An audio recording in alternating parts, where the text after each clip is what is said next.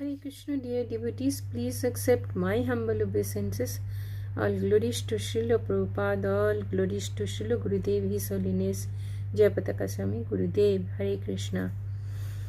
तो आज का विषय है कि जब हमारे जीवन में दुख आते हैं, हम बहुत समस्या में रहते हैं, कठिन परिस्थितियों का सम्मुखीन होना होता है, तब हमें कैसी व्यवहार करनी चाहिए।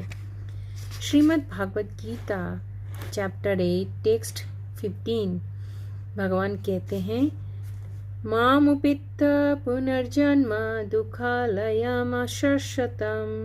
न आप्नुवन्ति महात्माना संसिद्धिं परमां गतः।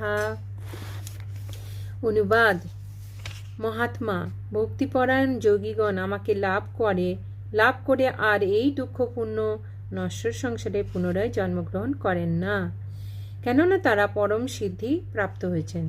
तो जो लोग महात्मा भक्तगण योगीगण महात्मा, उनको क्या है, इस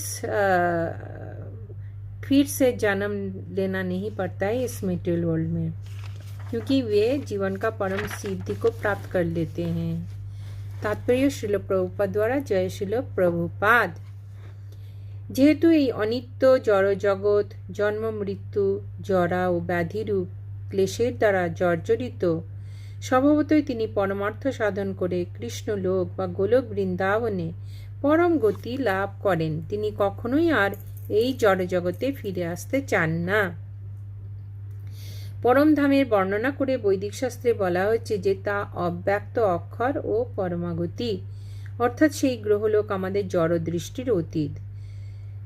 এইভাবেই যারা ভগবত ভক্ত ভগবত সেবায় এত তন্ময় থাকেন, তারা কোনো উচ্চাকাঙ্ক্ষী না, উচ্চ লোক যাব কি নিম্ন লোক যাব, তারা ভগবানের সেবাতেই সবসময় তন্ময় থাকে। তাই তারা সেই রকম কোনো বাসনা থাকে না।